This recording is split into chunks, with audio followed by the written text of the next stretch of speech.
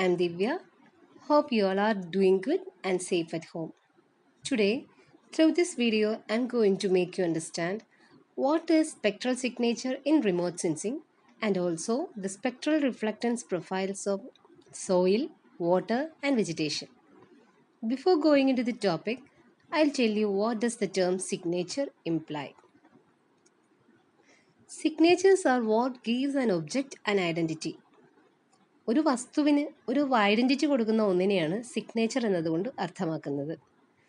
Identity is what makes an entity or object recognisable. Identity എന്നത് ഒരു വസ്തുവിനെ തിരിച്ചറിയാൻ സഹായിക്കുന്നു. സിഗ്നേച്ചർ ഒരു വസ്തുവിന് ഒരു ഐഡൻറ്റിറ്റി കൊടുക്കുന്നു. ഐഡൻറ്റിറ്റി ഒരു വസ്തുവിനെ തിരിച്ചറിയാൻ സഹായിക്കുന്നു. നമ്മുടെ ഒപ്പ് നമ്മളെ തിരിച്ചറിയാൻ സഹായിക്കുന്ന ഒന്നാണ്. നമുക്കൊരു ഐഡൻറ്റിറ്റി തരുന്ന ഒന്നാണ് നമ്മുടെ ഒപ്പ് എന്ന് പറയുന്നത്. Now, what does the term signature in remote sensing imply? The observed variations in the characteristics of features to target the physical properties are defined as signatures in remote sensing. ഒരു earth surface ഫീച്ചറിനെ തിരിച്ചറിയാൻ സഹായിക്കുന്ന അതിൻ്റെ ചില പ്രത്യേക സവിശേഷതകളെയാണ് signature എന്നതുകൊണ്ട് remote സെൻസിങ്ങിൽ അർത്ഥമാക്കുന്നത്. Now, let's move into the topic spectral signature in remote sensing. Features on the Earth reflect, absorb, transmit, and emit electromagnetic energy from the sun. Electromagnetic radiation, interaction of electromagnetic radiation with the Earth surface feature ഒക്കെ നമ്മൾ പഠിച്ചു കഴിഞ്ഞതാണ്. അതിൽ നമ്മൾ കണ്ടതാണ് earth surface feature എല്ലാം electromagnetic റേഡിയേഷനുമായി പലതരത്തിലാണ് interact ചെയ്യുന്നത്. ചിലത് റിഫ്ലക്റ്റ് ചെയ്യും, മറ്റു ചില റേഡിയേഷനെ അബ്സോർബ് ചെയ്യും, ചിലത് ട്രാൻസ്മിറ്റ് ചെയ്യും, മറ്റ് ചിലത് എമിറ്റ് ചെയ്യും. അപ്പോൾ features on the earth reflect, absorb, transmit and emit electromagnetic energy from the sun. Special digital sensors have been developed to measure all types of electromagnetic energy as it interacts with objects in all the ways listed above. Sensor എന്താണെന്ന് നിങ്ങൾക്കറിയാം. Sensor is an instrument which is used to collect data about an Earth surface feature by detecting the energy that is reflected from the Earth. ഈ different types of census നമ്മൾ ഇനി അടുത്ത ക്ലാസ്സുകളിൽ നമ്മൾ പഠിക്കും. ഇങ്ങനെയുള്ള ഒരുപാട് ഡിജിറ്റൽ സെൻസേഴ്സ് ഡെവലപ്പ് ചെയ്തിട്ടുണ്ട് ഈ ഇലക്ട്രോമാഗ്നറ്റിക് എനർജിയുടെ ഒബ്ജക്റ്റുമായിട്ടുള്ള ഇൻട്രാക്ഷൻ ക്യാപ്ചർ ചെയ്യാൻ വേണ്ടി. The ability of sensors to measure these interactions allows us to use remote sensing to measure features and changes on the Earth also in our atmosphere. A measurement of energy commonly used in remote sensing of the Earth is reflected energy coming from land and water surfaces. Remote sensing common ആയിട്ട് use ചെയ്യുന്ന ഈ പറയുന്ന reflection, absorption, transmission and emission, ഇതിൽ ഇത്രയും വെച്ച് remote സെൻസിങ്ങിൽ common ആയിട്ട് use ചെയ്യുന്ന ഒരു മെഷർമെൻ്റ് ആണ് റിഫ്ലക്റ്റഡ് എനർജി. എത്രമാത്രം എനർജിയാണ് ഒരു സർഫസ് ഫീച്ചർ റിഫ്ലക്റ്റ് ചെയ്യുന്നത്, ഏത് എനർജിയാണ് അതിൽ റിഫ്ലക്റ്റ് ചെയ്യുന്നത്, ഇൻഫ്രാറെഡ് ആണോ, വിസിബിൾ ലൈറ്റ് ആണോ, വിസിബിൾ ലൈറ്റ് തന്നെയും ബ്ലൂ ആണോ, ഗ്രീൻ ആണോ, റെഡ് ആണോ, എന്താണ് ഏത് എനർജിയാണ് റിഫ്ലക്റ്റ് ചെയ്യുന്നത് എന്നതിനെ അനുസരിച്ചാണ് റിമോട്ട് സെൻസിങ്ങിൽ നമ്മൾ കൂടുതലായിട്ട് ഉപയോഗിക്കുന്നത് ഈ ഒരു മെഷർമെൻ്റ് ആണ്. The amount of energy reflected from these surfaces is usually expressed as percentage of amount of energy striking the objects. Reflectance is 100% if all of the light striking an object bounces off and is detected by the sensor. അപ്പോൾ ഈ reflectance 100% നമ്മൾ എപ്പോഴാണ് പറയുന്നത്? വരുന്ന light strike ചെയ്യുന്ന energy complete അതുപോലെ 100% ആ object bounce of തിരിച്ച് അയക്കുകയും ആ എനർജിയെ സെൻസർ ക്യാപ്ചർ ചെയ്യുകയും ചെയ്താൽ അതിനെ നമ്മൾ എന്ത് പറയും? ഇവിടെ റിഫ്ലക്റ്റൻസ് 100% ആണെന്ന് പറയും. അപ്പം നിങ്ങൾക്ക് ഊഹിക്കാമല്ലോ എപ്പോഴായിരിക്കും റിഫ്ലക്റ്റൻസ് 0% ആകുന്നത്? If none of the light returns from the surface, then reflectance is said to be 0%. ഒരു കിട്ടുന്ന ഒബ്ജക്റ്റ് റിസീവ് ചെയ്യുന്ന എനർജിയിൽ 1% പോലും അത് തിരിച്ചയക്കുന്നില്ല എങ്കിൽ, റിട്ടേൺ ചെയ്യുന്നില്ല എങ്കിൽ, ദെൻ അവിടെ നമ്മൾ റിഫ്ലക്റ്റൻസിന് 0% ആണെന്ന് പറയും. In most cases, the reflectance value of each object for each area of the electromagnetic spectrum is somewhere between these two extremes. Reflectance 100% ആകാനുള്ള പോസിബിലിറ്റി കുറവാണ്, 0 ആകാനുള്ള പോസിബിലിറ്റി ആണ്. മിക്കവാറും കേസസിൽ ഇതിനിടയിലായിരിക്കും റിഫ്ലക്റ്റൻസ് വാല്യൂ എന്ന് പറയുന്നത്. Across any range of wavelength, the percent reflectance value for landscape features such as water, sand, roads, forests, etc. can be plotted and compared. Such plots are called spectral response curves or spectral signatures. അപ്പോൾ ഈ ഏതൊരു wave length റേഞ്ചിൽ, അത് visible ആയാലും infrared ആയാലും, അപ്പോൾ ഏതൊരു wave length റേഞ്ചിലെ സാധനം ആയാലും റിഫ്ലക്റ്റ് ചെയ്യുന്ന എർത്ത് സർഫസ് ഫീച്ചർ റിഫ്ലക്റ്റ് ചെയ്യുന്നത് എന്ത് മാത്രമാണ് എന്നുള്ളത് നമുക്ക് പ്ലോട്ട് ചെയ്യാൻ പറ്റും. പ്ലോട്ട് ചെയ്ത് അതിനെ കമ്പയർ ചെയ്ത് സ്റ്റഡിക്ക് ഉപയോഗിക്കാൻ പറ്റും. ഇങ്ങനെ നമ്മൾ പ്ലോട്ട് ചെയ്തൊരു ഗ്രാഫിക്കൽ റെപ്രസെൻറ്റേഷനിലേക്ക് കൊണ്ടുവരുവാണെങ്കിൽ അതിനെ നമ്മൾ പറയുന്നതാണ് സ്പെക്ട്രൽ റെസ്പോൺസ് കർവ് അല്ലെങ്കിൽ spectral reflectance curves or spectral signature. പല ഡിഫറെൻറ്റ് ഒബ്ജക്ട്സിൻ്റെ സ്പെക്ട്രൽ സിഗ്നേച്ചറാണ് ഇനി നമ്മൾ പഠിക്കാൻ പോകുന്നത്. ഇവിടെ നിങ്ങൾക്കൊരു ഗ്രാഫിക്കൽ ഒരു റെപ്രസെൻറ്റേഷൻ കാണാൻ പറ്റും. It represents the typical spectral reflectance curve of soil, vegetation and water. The brown color line represents the dry, bare soil. Green line represents the spectral reflectance curve of vegetation, and the blue line here represents the spectral reflectance curve of water. X-axis represents the reflectance in percentage. X-axis represents the wavelength in micrometer and the y-axis represents reflectance in percentage. ഇവിടെ സൂക്ഷിച്ചു നോക്കിയാൽ നിങ്ങൾക്ക് അറിയാം. 0.4 micrometer മുതലുള്ള values ആണ് എടുത്തിട്ടുള്ളത്. 0.4 micrometer to 0.7 നിങ്ങൾക്കറിയാം എന്താണത് വിസിബിൾ ലൈറ്റിന് റെപ്രസെൻ്റ് ചെയ്യുന്നത്. അതിനുശേഷം ഇൻഫ്രാറെഡിലേക്ക് നമ്മൾ പോകുന്നു. അപ്പോൾ ഇവിടെ കൂടുതലായിട്ടും നമ്മുടെ വിസിബിളും ഇൻഫ്രാറെഡ് ലൈറ്റും റേസിൻ്റെ ഗ്രാഫാണ് ഇവിടെ റെപ്രസെൻ്റ് ചെയ്തിരിക്കുന്നത്. അതിൻ്റെ ഒരു റിഫ്ലക്റ്റൻസ് വാല്യൂ ആണ് പറയുന്നത്. First one is vegetation. Vegetation has a unique spectral signature, but different types of vegetation differ in their reflectance. Vegetation ഒരു യൂണീക്ക് ആയിട്ടുള്ള ഒരു സ്പെക്ട്രൽ സിഗ്നേച്ചറാണ് ഉള്ളത്. അത് ഇന്ന സ്ഥലത്ത് കൂടുതൽ അബ്സോർബ് ചെയ്യും, ഇവിടെ കൂടുതൽ റിഫ്ലക്റ്റ് ചെയ്യും എന്ന് പറയുന്നുണ്ട്. പക്ഷേ പല ടൈപ്പ് വെജിറ്റേഷന് അവരുടേതായിട്ടുള്ള റിഫ്ലക്റ്റൻസ് ഡിഫർ ചെയ്യുന്നുണ്ട്. Plants that are stressed or diseased can also be identified by their distinct spectral signatures.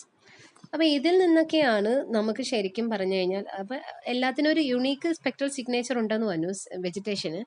അപ്പോൾ ഇതിൽ നിന്ന് വ്യത്യാസപ്പെട്ട് വരുന്നതിനനുസരിച്ച് നമുക്ക് സ്ട്രെസ്ഡ് ആയിട്ടോ ഡിസീസ്ഡ് ആയിട്ടുള്ള പ്ലാന്റ് നമുക്കിതിൽ നിന്ന് കണ്ടെത്താൻ പറ്റും.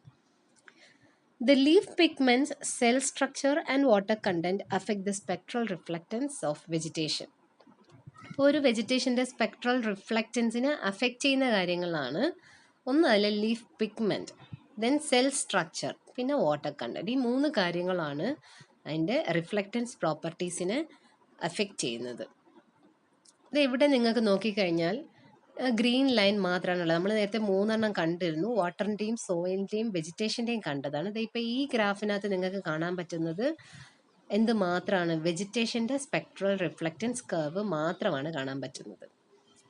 0.4 to 0.7 നിങ്ങൾക്ക് അവിടെ വിസിബിളിൻ്റെത് കാണാം. എക്സ് ആക്സിസിൽ 0.4 to 0.7 എന്ന് പറയും മൈക്രോമീറ്റർ വേവ് ലെങ്ത്തിൽ വരുന്നത് വിസിബിൾ ആണ്.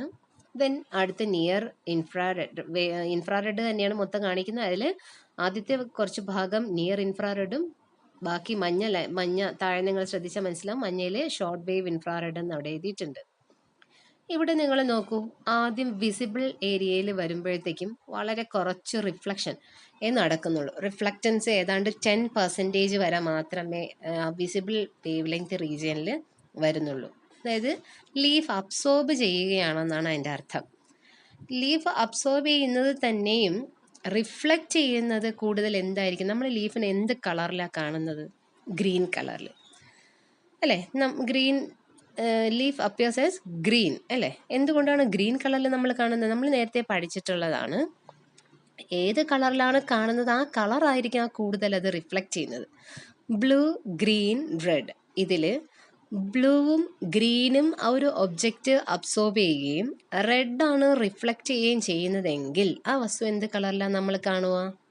റെഡ് കളറിൽ അല്ലേ? അപ്പോൾ സ്വാഭാവികമായിട്ടും ഗ്രീൻ ലീവ്സ് എന്തായിരിക്കും ചെയ്യുന്നത്? Green leaves blue green red ബാൻഡിൽ ബ്ലൂവും റെഡും അബ്സോർബ് ചെയ്യുകയും ഗ്രീൻ റിഫ്ലക്റ്റ് ചെയ്യുകയും ചെയ്യും. അതുകൊണ്ടാണ് നമ്മൾ ലീവ്സിനെ എന്ത് കളറിൽ കാണുന്നത്? ഗ്രീൻ കളറിൽ നമുക്ക് കാണാൻ കഴിയുന്നത്. അപ്പോൾ വിസിബിൾ സ്പെക്ട്രത്തിൻ്റെ ഏരിയ മാത്രം എടുത്തു കഴിഞ്ഞാൽ നമുക്കൊരു ഗ്രീനിൻ്റെ റിഫ്ലക്റ്റൻസ് പ്രോപ്പർട്ടി കൂടുതലായിട്ട് കാണാൻ ഇവിടെ കഴിയും. ദെൻ അവിടെ ഒരു 0.7 ശേഷമുള്ള മൈക്രോമീറ്ററിൽ എടുത്തു കഴിഞ്ഞാൽ ഒരു റിഫ്ലക്റ്റൻസ് വാല്യൂ പെട്ടെന്ന് കൂടുന്നത് കാണാം നിങ്ങൾക്കല്ലേ? അപ്പോൾ നിയർ ഇൻഫ്രാറെഡ് എല്ലാം ഏതാണ്ട് കൂടിയിരിക്കുകയാണ്. ലീവ്സ് റിഫ്ലക്റ്റ് ചെയ്യാൻ ചെയ്യണം. എന്തുകൊണ്ടാണെന്നുള്ളത് നമുക്കിനി അടുത്ത സ്ലൈഡിൽ പഠിക്കാം കേട്ടോ. അവിടെ എഴുതിയിട്ടുണ്ട്, നമുക്കെങ്കിലും അടുത്ത സ്ലൈഡിൽ കുറച്ച് ഡീറ്റെയിൽ ആയിട്ട് പഠിക്കാം. ദെൻ ഇവിടെ ഒന്ന് ഗ്രാഫ് സൂക്ഷിച്ച് നോക്കണം, എന്നാലേ അടുത്ത സ്ലൈഡ് നിങ്ങൾക്ക് കുറച്ചുകൂടെ വ്യക്തമാവുള്ളൂ. 1.4 ശേഷം കണ്ടോ, നിങ്ങളവിടെ ഒരു 3 ട്രഫ് നിങ്ങൾക്ക് അവിടെ കാണാൻ പറ്റും.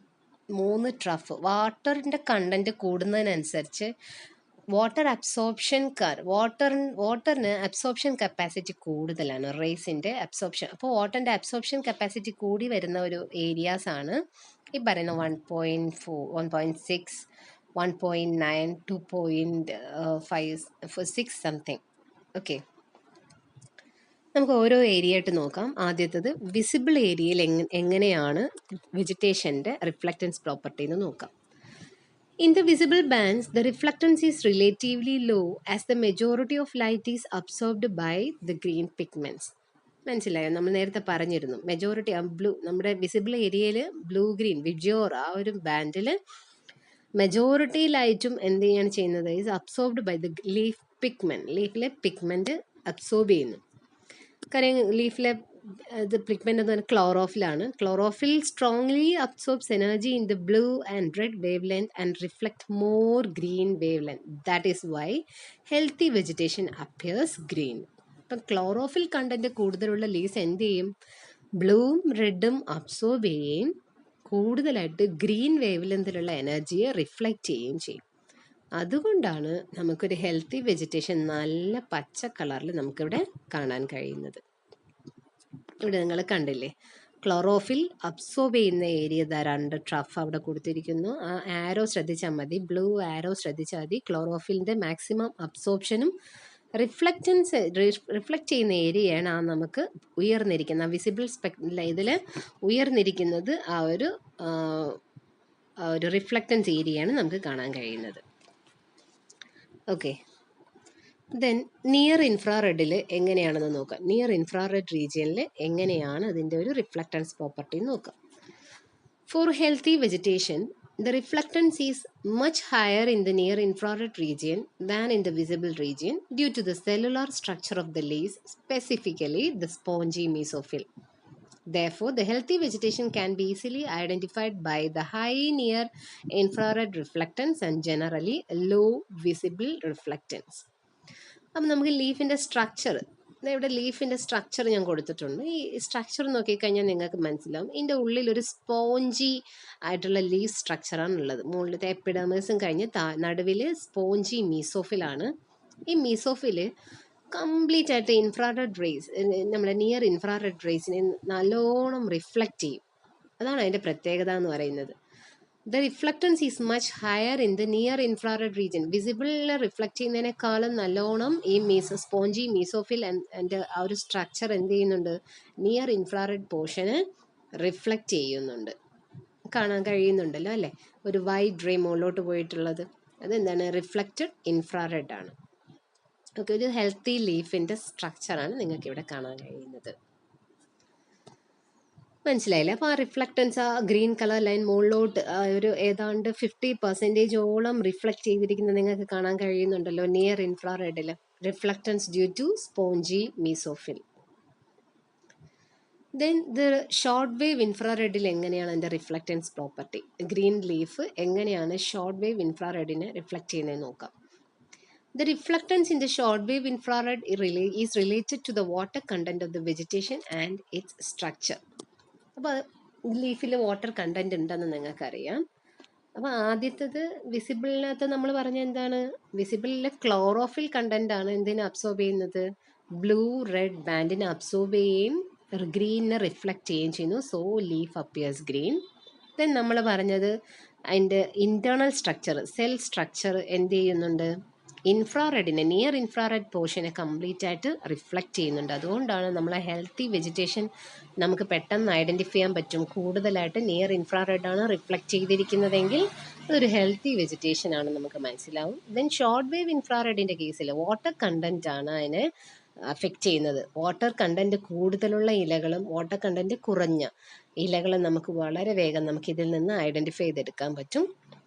അപ്പോൾ water has strong absorption bands around 1.45, 1.95 and 2.50 micrometer. നിങ്ങൾ കണ്ടതാണല്ലോ, 3 ട്രഫ് നമ്മൾ ശ്രദ്ധിച്ചു. ഇവിടെ 3 ട്രഫ് ശ്രദ്ധിച്ചു. 1 ഈസ് ഹിയർ, പിന്നെ രണ്ടാമത്തെ മഞ്ഞ ആരോടെ അവിടെ വരുന്ന രണ്ടാമത്തെ ട്രഫ്, മൂന്നാമത്തെ ട്രഫ്. ഈ ഒരു ഏരിയ എന്ന് പറയുന്നത് 1.45, 1.95 ആൻഡ് 2.50 മൈക്രോമീറ്റർ. വാട്ടറിൻ്റെ സ്ട്രോങ് അബ്സോർപ്ഷൻ ബാൻഡ്സ് ആണ് ഈ പറഞ്ഞ ഒരു ഏരിയ എന്ന് പറയുന്നത്. Outside these absorption bands in the short wave infrared region, reflectance of leaves generally increases when water content in the leaf decreases. Okay, മനസ്സിലായി കാണും. ഇതാണ് അപ്പോൾ നമ്മൾ വെജിറ്റേഷൻ്റെ സ്പെക്ട്രൽ റിഫ്ലക്റ്റൻസ് കർവ് എന്ന് പറഞ്ഞത് മനസ്സിലാക്കി പഠിച്ചോളണം. ക്ലോറോഫിൽ അബ്സോർപ്ഷൻ കാണണം, വിസിബിൾ കംപ്ലീറ്റ് ആയിട്ട് അബ്സോർബ് ചെയ്യുകയാണ് ചെയ്യുന്നത്, റിഫ്ലക്റ്റൻസ് കുറവാണ്. ഇതിലും റിഫ്ലക്റ്റ് ചെയ്യുന്നത് ഏതാണ്, ഗ്രീൻ ആണ്. ദെൻ നമ്മുടെ സ്പോഞ്ചി മീസോഫിൽ അതിൻ്റെ ഇൻറ്റേർണൽ സ്ട്രക്ചർ അങ്ങനെ ആയതുകൊണ്ട് അത് കംപ്ലീറ്റ് ആയിട്ട് എന്തിനെ കംപ്ലീറ്റ് ആയിട്ടല്ല, ഏതാണ്ട് 50% എന്തിനെ റിഫ്ലക്റ്റ് ചെയ്യുന്നു, നിയർ ഇൻഫ്രാറെഡിനെ റിഫ്ലക്റ്റ് ചെയ്യുന്നു. ദെൻ അത് കഴിഞ്ഞിട്ട് നമ്മൾ ഷോർട്ട് വേവ് ഇൻഫ്രാറെഡിലേക്ക് എത്തുമ്പോഴത്തേക്കും അവിടെ ഒരു സ്ട്രോങ് വാട്ടർ അബ്സോർപ്ഷൻ ബാൻഡ് നമുക്ക് 3 വ്യക്തമായി കാണാൻ പറ്റും. 1.45, 1.95, ദെൻ 2.5 എന്ന ഒരു വാട്ടർ അബ്സോർപ്ഷൻ ബാൻഡ് തന്നെ വളരെ ക്ലിയർ ആയിട്ട് കാണാൻ പറ്റും. അബ്സോർപ്ഷൻ ബാൻഡ് എല്ലായിടങ്ങളിൽ അവ ഷോർട്ട് വേവിനെയും റിഫ്ലക്റ്റ് ചെയ്യുകയാണ് ചെയ്യുന്നത്. ഓക്കെ, ഇത് ഇവിടെ നിങ്ങൾ വ്യക്തമായി ഞാൻ നേരത്തെ പറഞ്ഞ കാര്യം, ഈ വാട്ടറിൻ്റെ കണ്ടൻറ്റിൻ്റെ കാര്യം നമ്മൾ ശ്രദ്ധിക്കുകയാണേ. നിങ്ങൾക്ക് ഇവിടെ കുറച്ച് ലൈൻസ് കാണാമല്ലോ അല്ലേ. ഇതിൽ ഏറ്റവും മുകളിൽ നിന്ന് താഴോട്ട്, മുകളിലത്തത് കംപ്ലീറ്റ് ആയിട്ടുള്ള ലൈനാണ്, പിന്നെ ഡോട്ടഡ് ലൈൻസ് ആണ് കാണുന്നത്. ഇത് എന്താണ് റെപ്രസെൻ്റ് ചെയ്യുന്നത്, വാട്ടർ കണ്ടൻറ്റ്, നമ്മുടെ ഈ ലീഫിലെ വാട്ടർ കണ്ടൻ്റ് ആണ് റെപ്രസെൻ്റ് ചെയ്യുന്നത്. ഏറ്റവും താഴത്തെ ലൈനിൽ ഏറ്റവും വെറ്റായിട്ടുള്ള ലീഫാണ് റെപ്രസെൻ്റ് ചെയ്യുന്നത്. ഏറ്റവും ഉള്ളിലിരിക്കുന്ന ലൈൻ എന്ന് പറയുന്നത് ഏറ്റവും വെറ്റായിട്ടുള്ളത്. ഏറ്റവും മുകളിലുള്ളത് ഏറ്റവും ഡ്രൈ, ലീഫിലെ വാട്ടർ കണ്ടൻറ്റ് കുറഞ്ഞ ലൈനാണ് ഏറ്റവും മുകളിൽ കാണുന്നത്. അപ്പം നിങ്ങൾ ആദ്യത്തെ ലൈനുകൾ നിങ്ങൾക്ക് ശ്രദ്ധിച്ചു കഴിഞ്ഞാൽ ആദ്യത്തെ വിസിബിളിലും നമ്മുടെ ഇൻഫ്രാറെഡിലും കോമൺ ആയിട്ട് ഏതാണ്ട് ഒരുപോലെ തന്നെ വരും. പക്ഷേ വാട്ടർ അബ്സോർപ്ഷൻ ഏരിയയിലെ കേസിൽ വരുമ്പോൾ നമ്മൾ ഒരു 3 ട്രഫ് പറഞ്ഞില്ലേ, ഷോർട്ട് വേവ് ഇൻഫ്രാറെഡിൽ നമ്മളൊരു 1.45 micrometer, then 1.95 micrometer, then 2.5 micrometer ഏരിയയിലുള്ള 3 ട്രഫ് റീജിയൻ, അബ്സോർപ്ഷൻ ബാൻഡിലുള്ള റീജിയൻ നിങ്ങൾക്ക് ഡ്രൈയിൽ ശ്രദ്ധിച്ചാൽ, ഡ്രൈ ഏറ്റവും മുകളിലത്തെ ലൈൻ ഒന്ന് സൂക്ഷിച്ചു നോക്കൂ. അതിൽ നോക്കിക്കഴിഞ്ഞാൽ നിങ്ങൾക്ക് എന്താ മനസ്സിലാവുന്നത്, ആ ഒരു അബ്സോർപ്ഷൻ എന്ന് പറയുന്ന സാധനം ഇല്ല, അവിടെ ട്രഫ് ഇല്ല. കണ്ടോ, വാട്ടർ ഇല്ല എന്നാണ് അത് എന്തർത്ഥമാക്കുന്നത്, കംപ്ലീറ്റ് റിഫ്ലക്റ്റ് ചെയ്തിരിക്കുകയെന്ന്. കാരണം ആ ലീഫിൽ വാട്ടർ ഇല്ല. ഇപ്പം ഇങ്ങനെയുള്ള ഒരു സ്പെക്ട്രൽ റിഫ്ലക്റ്റൻസ് കർവാണ് നമുക്ക് കിട്ടുന്നതെങ്കിൽ ഉറപ്പായിട്ടും നമുക്ക് മനസ്സിലാകാം അതൊരു സ്ട്രെസ്ഡ് അല്ലെങ്കിൽ ഡിസീസ്ഡ് ആയിട്ടുള്ള ഒരു ലീഫാണ്, വെജിറ്റേഷൻ ആണ്, വാട്ടർ കണ്ടൻറ്റ് തീരെ ഇല്ലാത്തതാണെന്ന് നമുക്ക് വളരെ നന്നായിട്ട് മനസ്സിലാക്കാൻ പറ്റും. അതുപോലെ തന്നെ ഗ്രീൻ ആണ് റിഫ്ലക്റ്റ് ചെയ്യുന്നതിന്, വിസിബിളിലേക്ക് നോക്കുമ്പോഴത്തേക്കും ഗ്രീൻ റിഫ്ലക്റ്റ് ചെയ്യുന്നതിന് പകരം അവിടെ യെല്ലോ റിഫ്ലക്റ്റൻസ് നമുക്ക് കാണാനായിട്ട്, റെഡിൻ്റെയും, അതായത് സ്ട്രെസ്ഡ് വെജിറ്റേഷൻ ആണെങ്കിൽ കൂടുതലായിട്ടും റെഡൊക്കെ ആയിരിക്കും റിഫ്ലക്റ്റ് ചെയ്യുക. ഓക്കെ, ദെൻ അടുത്ത രണ്ടാമത്തത് നമ്മൾ 3 പഠിക്കുമെന്നാണ് പറഞ്ഞിരുന്നത് തുടക്കത്തിൽ തന്നെ. ഏതൊക്കെയായിരുന്നു അത്, വെജിറ്റേഷൻ, വാട്ടർ ആൻഡ് സോയിൽ. വെജിറ്റേഷൻ്റെ നിങ്ങൾക്ക് മനസ്സിലായെന്ന് വിശ്വസിക്കുന്നു, മനസ്സിലാകാത്തവർക്ക് ചോദിക്കാം കേട്ടോ എന്നോട്. ദെൻ രണ്ടാമത്തത് വാട്ടറിൻ്റെ റിഫ്ലക്റ്റൻസ് പ്രോപ്പർട്ടീസ് ആണ്. ശ്രദ്ധിച്ച് കാണുമല്ലോ, ഏറ്റവും താഴെ കാണിച്ചിരിക്കുന്ന ബ്ലൂ ലൈനാണ് എന്ത് റെപ്രസെൻ്റ് ചെയ്യുന്ന, വാട്ടറിൻ്റെ റിഫ്ലക്റ്റൻസ് പ്രോപ്പർട്ടിയെ റെപ്രസെൻ്റ് ചെയ്തിരിക്കുന്നത്. Water. Longer wavelength visible and near infrared radiation is absorbed more by water than shorter visible wavelength. നിങ്ങൾ ആ ഫിഗർ ശ്രദ്ധിച്ചു കാണുമല്ലോ അല്ലേ? ഇതിൽ ആ 0.7 കഴിഞ്ഞു കഴിഞ്ഞാൽ പിന്നെ റിഫ്ലക്റ്റൻസ് ഇല്ല. കണ്ടോ? അത് അത്രയും ആ വിസിബിൾ പോർഷൻ മാത്രമേ റിഫ്ലക്റ്റൻസ് ചെറിയ രീതിയിലെങ്കിലും നടക്കുന്നുള്ളൂ. ബാക്കി കംപ്ലീറ്റ് അബ്സോർപ്ഷനാണ് നടക്കുന്നത്. അപ്പോൾ വാട്ടറിന് അബ്സോർപ്ഷൻ കപ്പാസിറ്റിയാണ് കൂടുതലെന്ന് നിങ്ങൾ മനസ്സിലാക്കണം. അപ്പോൾ ലോങ്ങർ വിസിബിളിൽ തന്നെ ലോങ്ങർ വേവ് ലെങ്തും അതുപോലെ തന്നെ നിയർ ഇൻഫ്രാറെഡും കംപ്ലീറ്റ് ആയിട്ട് അബ്സോർബ് ചെയ്യുകയാണ് ചെയ്യുന്നത്, വാട്ടർ അബ്സോർബ് ചെയ്യുകയാണ് ചെയ്യുന്നത്.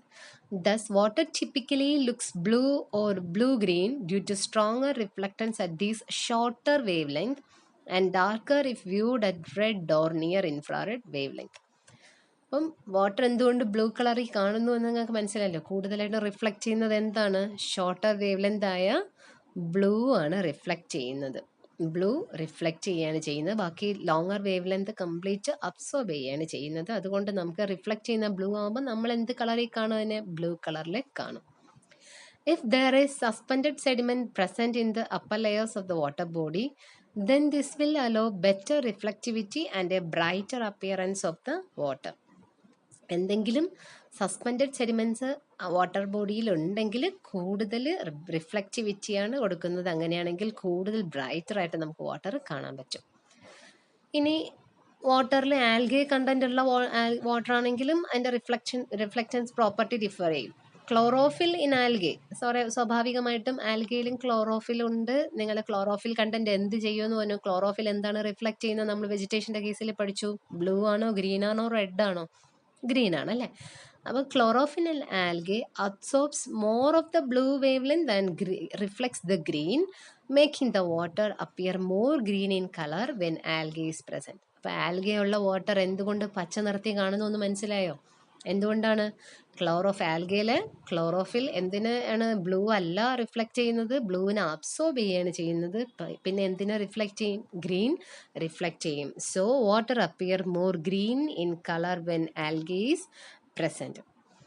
And also, as the turbidity of the water changes, the reflectance changes dramatically. ഇനി ആൽഗെ കണ്ടന്റ് മാത്രമല്ല, ടർബിഡ് ആയിട്ടുള്ള വാട്ടർ ആണെങ്കിൽ അതിൻ്റെ റിഫ്ലക്റ്റൻസ് പ്രോപ്പർട്ടിയും വ്യത്യാസപ്പെടും. ടർബിഡ് വാട്ടർ ആണെങ്കിൽ it reflects more.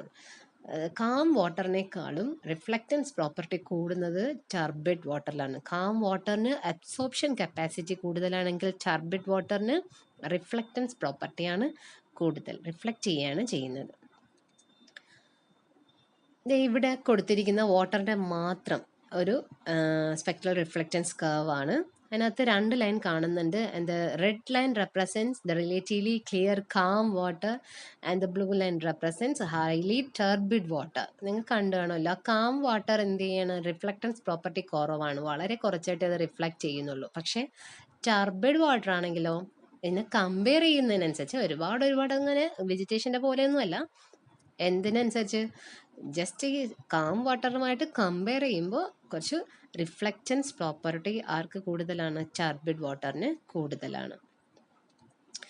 Okay, third and the most important one is soil. നമ്മൾ ഇനി സോയിലിൻ്റെ റിഫ്ലക്റ്റൻസ് കർവാണ്, സ്പെക്ട്രൽ റിഫ്ലക്റ്റൻസ് കർവാണ് പഠിക്കാൻ പോകുന്നത്. Soils tend to have reflection properties that increase approximately monotonically with wavelength. They tend to have higher reflectance in all bands. ബാക്കി രണ്ടിനെ അപേക്ഷിച്ച് സോയിലിന് എല്ലാ ബാൻഡിലും എല്ലാ wave ലെങ്ത്തിലും കുറച്ച് റിഫ്ലക്റ്റൻസ് കൂടുതലാണ്. This is of course is dependent on the factors such as the color, constituents and especially the moisture content. നമ്മൾ ലീഫിൻ്റെ കേസിൽ, വെജിറ്റേഷൻ്റെ കേസിൽ പറഞ്ഞായിരുന്നു, നിങ്ങൾക്ക് ഓർമ്മയുണ്ടോ? പിഗ്മെൻറ്റ് സെൽ സ്ട്രക്ചർ വാട്ടർ കണ്ടൻ്റാണ് അതിൻ്റെ റിഫ്ലക്റ്റൻസ് പ്രോപ്പർട്ടിയെ സ്വാധീനിക്കുന്നത്. ദെൻ വാട്ടറിൻ്റെ കേസിലാണെങ്കിൽ അതിൻ്റെ ടർബിഡിറ്റിയും ആൽഗെ കണ്ടൻറ്റും അതിൻ്റെ ഡെപ്തും ഒക്കെയാണ് അതിൻ്റെ റിഫ്ലക്റ്റൻസ് പ്രോപ്പർട്ടിയെ സ്വാധീനിക്കുന്നത്. സോയിലിൻ്റെ കേസിലാണെങ്കിൽ അതിൻ്റെ റിഫ്ലക്റ്റൻസ് പ്രോപ്പർട്ടിയെ സ്വാധീനിക്കുന്ന എന്തൊക്കെയാണ്? സോയിലിൻ്റെ കളർ, then അതിലെ കോൺസ്റ്റുവൻസ് ആൻഡ് ഓൾസോ എന്താണ്? Moisture content. ഈ 3 കാര്യങ്ങളാണ് സ്വാധീനിക്കുന്നത്.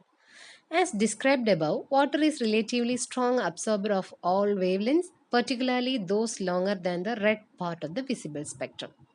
Therefore, as soil moisture content increases, the overall reflectance of the soil tends to decrease. അപ്പോൾ വാട്ടർ എന്ന് നമുക്ക് അബ്സോർപ്ഷൻ കപ്പാസിറ്റി കൂടുതലാണ്, നമ്മൾ നേരത്തെ പറഞ്ഞിരുന്നല്ലോ, വാട്ടർ പഠിച്ചപ്പോൾ പറഞ്ഞതാണ്.